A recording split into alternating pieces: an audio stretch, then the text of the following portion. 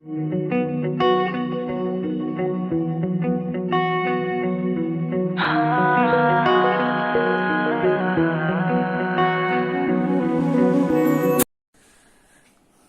Number 7 सुरू करतो आपण. लिमिट्स याची सुरुवात आपण केलेली आहे.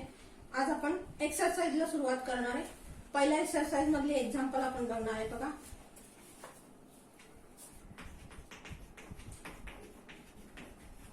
Evaluate the following limits. त्याचा पहिला एक्झाम्पल आहे limit x tends to -3 root of इथं z आहे z प्लस 6 अपॉन z.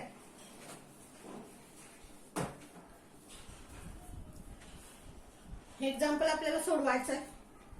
आता सोल्युशन मध्ये आपण काय काय लिहिणार बघा. So limit z tends to -3 root of z plus 6 upon z. एक साधं एक्झाम्पल आहे हे की ज्याच्यामध्ये फक्त आपल्याला z ची किंमत -3 ठेवायची आहे. फक्त आता हे न्यूमरेटर डिनॉमिनेटर मध्ये आहे, म्हणजे हा फॉर्मॅट असा आहे. Limit x tends to a f of x upon g of x. हे आपण कसं लिहितो, तर हे लिमिट न्यूमरेटरला पण लिहितो, म्हणजे limit x tends to a f of x upon limit x tends to a g of x. अंशाला आणि छेदाला दोन्हीकडे लिमिट लावायचं. म्हणजे इथं कसं होईल, limit z tends to -3 root of z plus 6 हा झाला तुमचा numerator upon limit z tends to -3 of z. आता सरळ सरळ जिथं z आहे तिथं तुम्हाला z ची किंमत ठेवायची आहे -3. आता लिमिट लिहायचं नाही, म्हणजे इथं आलं root of -3 plus 6 upon -3. Direct एवढंच लिहायचं आहे. आता याची सबट्रॅक्शन, सॉरी -3 येणार आहे, z नाही, -3 आणि प्लस 6 झाले +3. म्हणजे इथं आलं रूट ऑफ 3 अपॉन -3. आणि तुमचं उत्तर किती येईल बघा. So this is √3 upon minus of √3 आणि √3 होणार. त्यातला एक √3 गेला, म्हणजे हे -1 अपॉन √3 हे तुमचं उत्तर आलं. पुढचं एक्झाम्पल आहे limit y tends to -3 y raise to 5 plus 243 upon y cube plus 27. आता हे y टेंड्स टू -3 आहे, आणि हे जर नीट बघितलं तर हा बघा 5वा घातांक आहे, हा 3रा घातांक आहे. म्हणजे आपला एक फॉर्म्युला आहे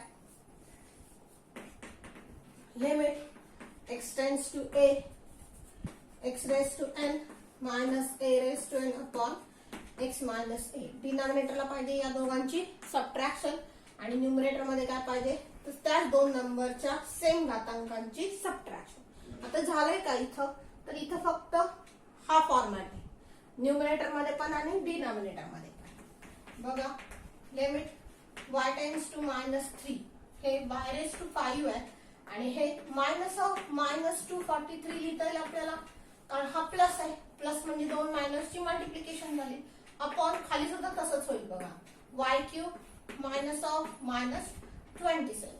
हे मायनस मायनस झालं प्लस. आता पुढच्या स्टेपला आपल्याला कसं लिहिता येईल बघा, y tends to -3 y raise to 5 minus हे जे काही आहे -243 हा -3चा 5वा घातांक आहे की नाही चेक करा. मायनसचा 5वा घातांक मायनस होणार, आणि 3चा 5वा घातांक हा आला, अपॉन हे कसं होईल y क्यूब मायनस हा झाला -3चा 3रा घातांक. आता हे जे काही आहे ते फक्त हा न्यूमरेटर बघा, हे पण आणि हे पण. आता त्याला डिनॉमिनेटर पाहिजे आपल्याला. डिनॉमिनेटर पाहिजे काय, तर x मायनस a म्हणजे काय पाहिजे, y मायनस ऑफ -3. म्हणजे तुम्हाला न्यूमरेटर आणि डिनॉमिनेटरला कशाने डिवाइड करायला लागेल, तर y मायनस ऑफ -3 न न्यूमरेटर आणि डिनॉमिनेटरला डिवाइड करायला लागेल. म्हणजे आपण कसं लिहिणार बघा मग. So limit y tends to -3 y raised to 5 minus of -3 raised to 5 upon y minus of -3 upon एकच लिमिट ठेवूयात सध्या y cube -3 upon y -3 denominator आणि न्यूमरेटर आणि डिनॉमिनेटरला आपण y -3 न डिवाइड केला. इथं लिहूयात रिझन वाटल्यास dividing numerator and denominator by y -3. मग आता हे जे लिमिट आहे हे अख्ख्या फंक्शनला आहे ना, त्या अख्ख्या फंक्शनचं लिमिट न्यूमरेटर आणि डिनॉमिनेटरला कन्वर्ट करूयात. म्हणजे पुढच्या स्टेपला काय लिहिणार तुम्ही, तर limit y tends to -3 y raised to 5 minus of -3 raised to 5 upon y minus of -3 upon limit y tends to -3 y cube -3 raised to 3 upon y minus of -3. आता आपल्या लिमिटचा फॉर्म्युलाचा हा न्यूमरेटर आणि डिनॉमिनेटर मध्ये पण हा पण फॉर्म्युला तयार झाला आणि हा पण फॉर्म्युला तयार झालाय.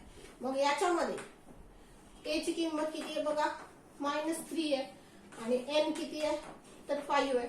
तर याच्यामध्ये n किती आहे 3 आहे आणि a किती आहे -3 आहे. मग आपला हा फॉर्म्युलाचं उत्तर काय असतं, काय फॉर्म्युला आपला, limit x tends to a x raised to n minus a raised to n upon x minus a. हा फॉर्म्युला इथं आणि इथं तयार झालाय. म्हणजे उत्तर असतं n into a raised to n minus 1. मग हे फक्त इथं आणि इथं लिहायचं. मग आता न्यूमरेटर मध्ये n किती झाला 5 into a आहे -3 raised to 5 minus 1 upon denominator n आहे 3 आणि -3 raised to 3 minus 1.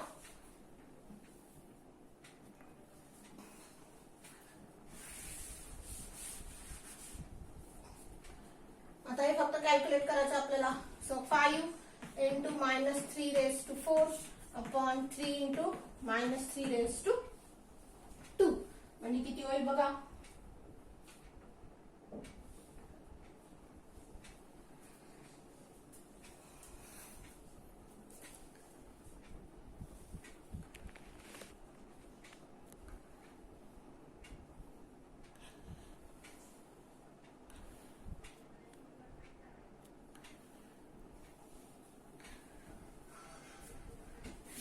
लिहूयात आपण.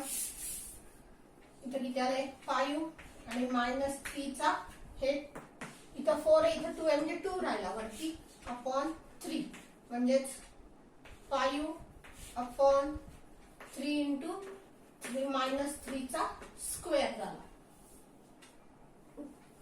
सॉरी -3 चा स्क्वेअरच करून टाकू डायरेक्ट आपण. आणि इथं झालं 9 म्हणजे हे 3 झाले म्हणजे हे झाले 50. म्हणजे तुमचं उत्तर आलं या फंक्शनच्या लिमिटचं 15.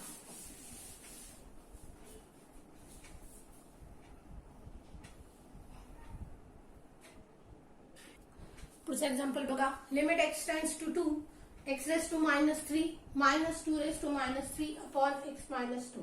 आता हे एक्झाम्पल डायरेक्ट या फॉर्मॅट मध्ये बघा. फंक्शन हे डायरेक्ट या फॉर्मॅट मध्ये. याच्यामध्ये फक्त n किती आहे तर इंडेक्स आहे -3 आणि a किती आहे 2 आहे. म्हणजे फॉर्म्युला फक्त किमती घालायच्या. म्हणजे डायरेक्ट फॉर्म्युला लिहायचा n into a raised to n minus 1. So n is -3, a is 2 raised to -3 -1. So -3 into 2 चा -4 झाला. म्हणजे -3 अपॉन 2 चा -4 आहे. तो इंडेक्स पॉझिटिव्ह करण्यासाठी खाली घेतला तर प्लस होईल. 2 raised to 4 किती येईल तर 16. म्हणजे तुमचं लिमिटचं उत्तर किती आलं तर -3 अपॉन 16 आलं. पुढचं एक्झाम्पल बघा. If limit x tends to 1 x raised to 4 -1 upon x -1 equal to limit x tends to a x cube - a cube upon x - a. आता हा तर आपला हा फॉर्म्युलाचा फॉर्मॅट आहे. हे काय बघा. Limit x tends to 1 x raised to 4 -1 upon x -1. आता हे एक फंक्शन आहे आणि हे दुसरं एक फंक्शन आहे. या फंक्शनचं लिमिट चेक केलंय 1 ला आणि या फंक्शनचं लिमिट चेक केलंय a ला आणि या दोन्ही लिमिटची व्हॅल्यू काय आहे सेम आहे. तर आपल्याला फाइंड काय करायचंय find all possible values of a. a च्या व्हॅल्यूज काय असतील ते आपल्याला फाइंड करायचे. ॲट अ टाइम ही दोन्ही एक्झाम्पल आपण सोडवत नाही. आपण लिहिलं सोल्युशन मध्ये limit x tends to 1 x raise to 4 minus 1 upon x minus 1 equal to limit x tends to a x cube minus a cube upon x minus 1. आता आपल्याला माहिती आहे 1 चा दुसरा घातांक 1 होतो, 1 चा तिसरा घातांक 1 होतो, 1 चा चौथा घातांक 1 होतो, म्हणजे 1 चा कितीही घातांक केला तरी तो 1 होतो. मग आपण काय करूया या एक्झाम्पलचा हा फॉर्मॅट येण्यासाठी हा 1 म्हणजे 1 रेज टू 4 लिहूयात आपल्या सोयीसाठी. असं एक्झाम्पल आपल्याला बदलता येईल.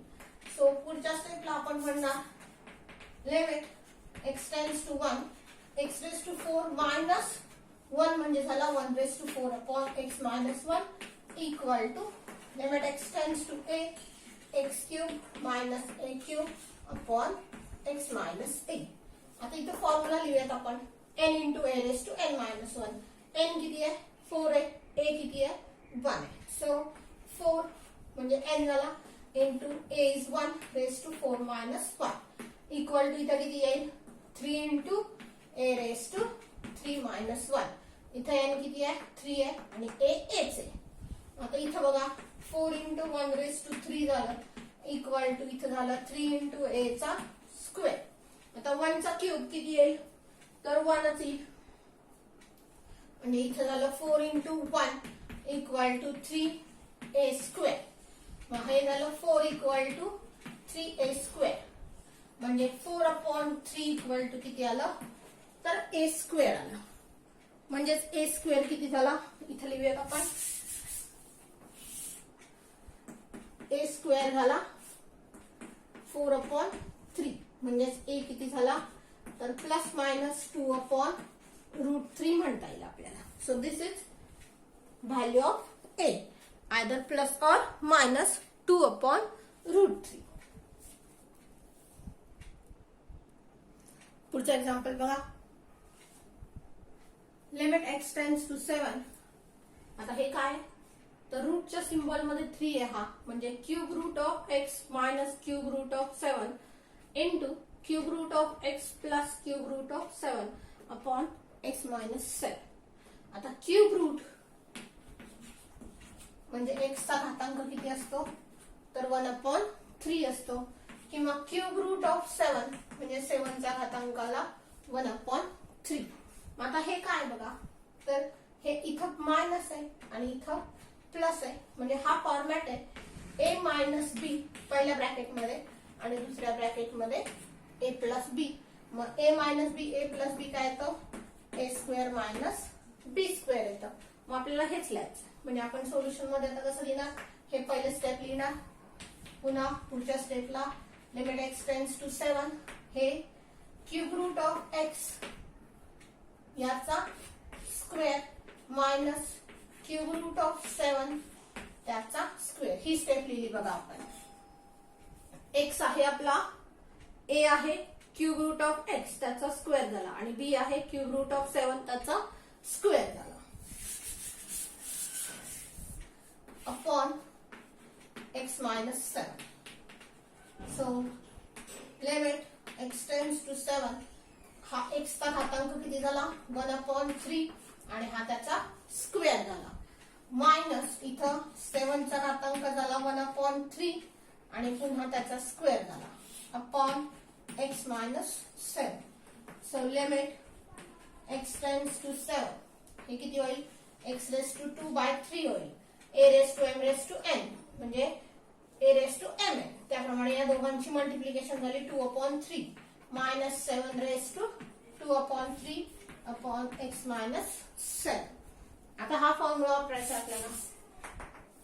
याच्यात काय तर n आहे 2 upon 3 आणि a किती आहे तर इथं 7 आहे बघा. फॉर्म्युला फक्त आपल्याला वापरायचा म्हणजे असं उत्तर आपण कसं लिहिणार तर 2 2/3 7/2/3 मायनस 1. आता ही सबट्रॅक्शन करायची आहे. सो 2/3 आणि 7 किती होईल बघा. हे इथं गेलं तर 2 - 3 म्हणजे -1/3 झालं. फार तर तुम्हाला ह्याचा इंडेक्स पॉझिटिव्ह करायचा असेल तर 2/3 इंटू 7/1/3 किंवा क्यूब रूट ऑफ 7 असं म्हणता येईल.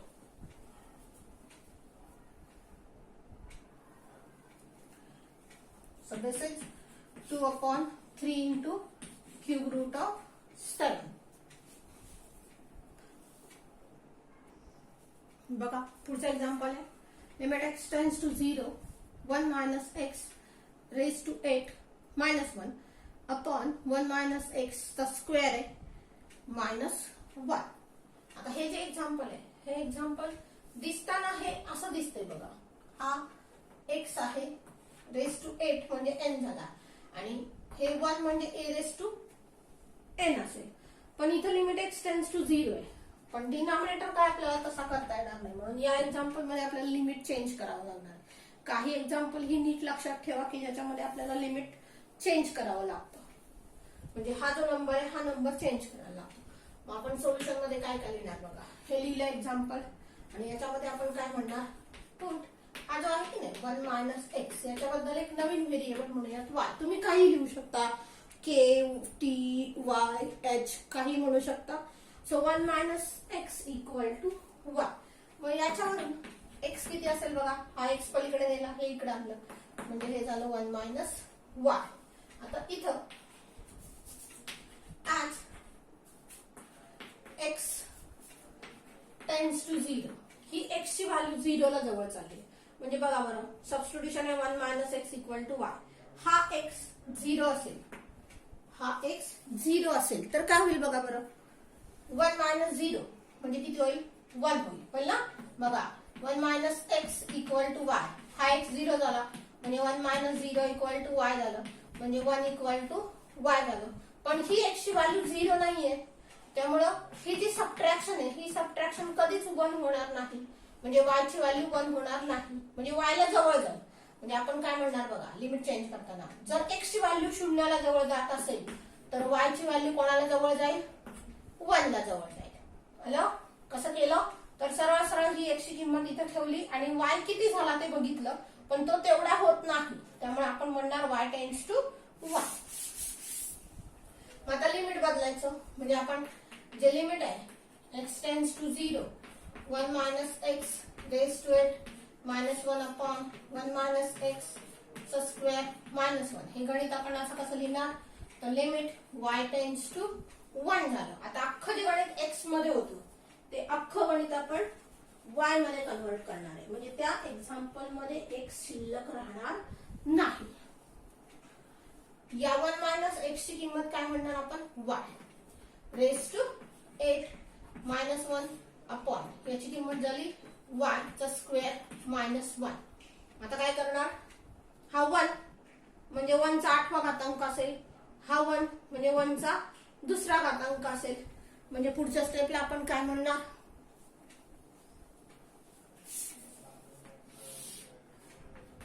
तर limit y tends to 1 y raised to 8 minus 1 raised to 8 upon y चा स्क्वेअर -1 चा स्क्वेअर. आता काय करणार हे आलं आपल्याकडे हे आणायचं आहे डिनॉमिनेटरला. याचा डिनॉमिनेटर काय पाहिजे y -1 पाहिजे. याचा पण डिनॉमिनेटर y -1 पाहिजे. म्हणजे अंशाला आणि छेदाला y -1 ने डिवाइड करायचं. So limit y tends to 1 y raised to 8 -1 raised to 8 upon y -1 upon y square -1 square upon y -1. हे अख्खं तुमचं फंक्शन आहे. काय केलं तुम्ही dividing numerator and denominator by y -1. आता तो लिमिट जो आहे तो अंशाला पण लिहा आणि छेदाला पण लिहा. म्हणजे पुढच्या स्टेपला आपण कसं लिहिणार बघा.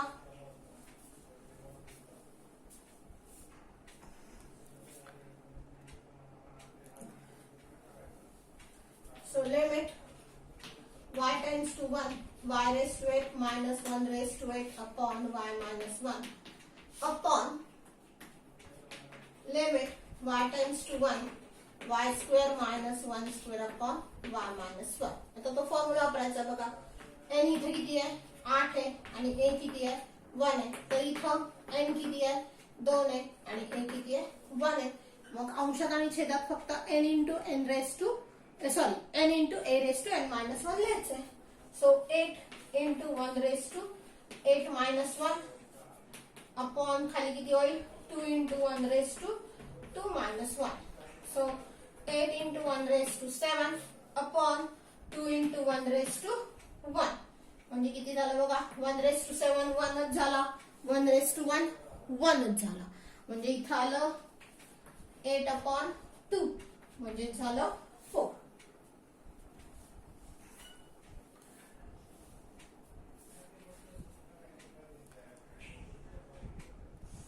पुढचं एक्झाम्पल बघा. Limit y tends to 1 2y minus 2 upon cube root of 7 plus y minus 2.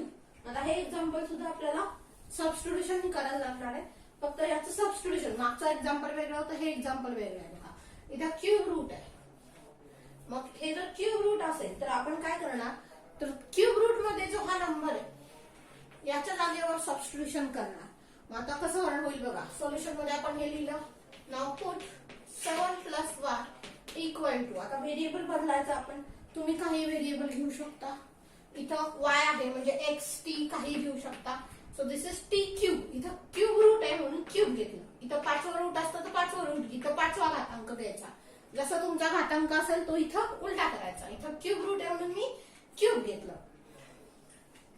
मग आता याच्यावरून तुमची y ची किंमत काय असेल बरोबर तर t क्यूब मायनस 7 असेल.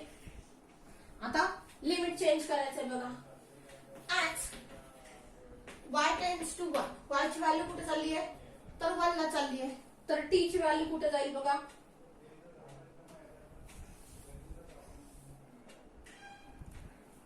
तुमचं सबस्टिट्यूशन आहे y plus 7 plus y equal to t cube. y कुठे चाललाय 1 चाललाय म्हणजे y plus 1 म्हटलं 7 plus 1 म्हटलं तर ही व्हॅल्यू 8 झाली. म्हणजे t क्यूब किती झाला 8 झाला. म्हणजे t किती होईल आपला तर 2 होईल. म्हणजे आपण इथं काय म्हणणार तर y tends to 1 then t tends to 2 म्हणूया. हे 8 होणार नाही. t क्यूब 8 होणार नाही म्हणजे t 2 होणार नाही बरं का. आपण इथं ते ठेवतो पण ती व्हॅल्यू 1 कधीच नसते. मग आता लिमिट चेंज करायचं. So limit y tends to 1 2y minus 2 upon cube root of 7 plus y minus 2 आहे. याच्या जागेवर आपण काय म्हणणार लिमिट t tends to 2 झालं. मग t tends to जर 2 असेल तर इथं किती होईल बघा 2 आणि हा y या y ची किंमत इथे आहे बघा t cube minus 7 minus 2 upon इथं किती होईल तर क्यूब रूट ऑफ हे कोण आहे 7 प्लस y किती आहे t क्यूब आहे आणि मायनस 2. आता या 2 नात मध्ये मल्टिप्लाय करावं लागेल बघा. मग या 2 नात मध्ये मल्टिप्लाय केलं तर किती येईल तर limit t tends to 2 2t cube minus 14 minus 2 upon हे किती झाले हा क्यूब रूट आहे आणि हा t क्यूब आहे म्हणजे t क्यूब चा घातांक किती झाला हा 1/3 झाला. t क्यूब चा घातांक झाला 1/3 आणि हे मायनस 2 पुढं.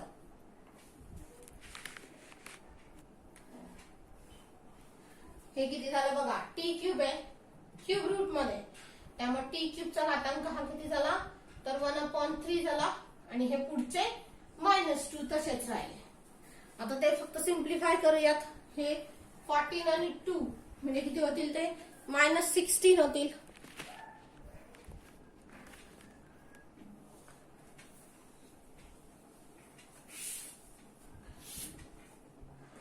So limit t tends to 2 2t cube minus 60 upon t raise to किती होईल?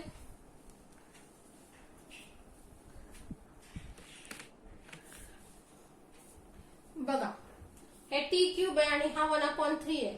हे a raise to m raise to n आहे, म्हणजे a रेस टू mn. या दोघांचा गुणाकार केला तर 3 इंटू 1/3 3 कॅन्सल झाला आणि फक्त t रेस टू 1 राहिलं.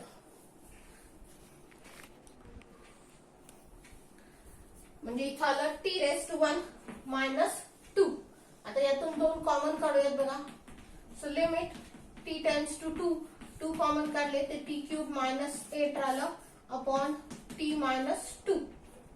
So this is limit t tends to 2 2 into हे काय आलं बघा t क्यूब, आणि हा 8 कसा लिहिता येईल आपल्याला? तर 2चा तिसरा घातांक असेल 8 म्हणजे अपॉन t मायनस 2. आता हा 2 जो आहे तो कॉन्स्टंट आहे बघा. मग जर 2 कॉन्स्टंट असेल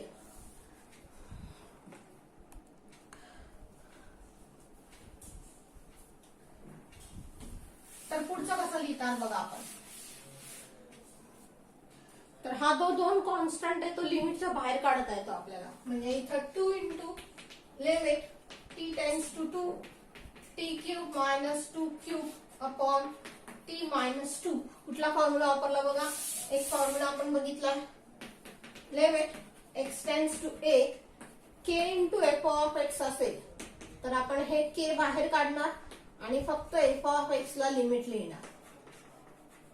तो फॉर्म्युला आपण इथे वापरणार. आपल्या फॉर्म्युल्याला इथे रिझन आहे, तुम्ही एका ओळीत लिहा.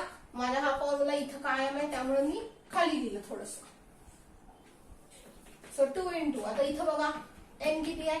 3 आहे आणि a किती आहे? 2 आहे. जोपर्यंत आपल्याला गणित सुटत नाही तोपर्यंत आपण हे साईडला असं लिहायचं. So n is 3 into 2 raise to 3 minus 1. हे किती झाले? 6 झाले आणि हे 2 रेस टू 2 झाले. म्हणजे इथं आलं 6 इंटू 4 म्हणजे हे झालं 6/24. म्हणजे तुमचं या फंक्शनचं लिमिट किती आलं? तर 24 आलं.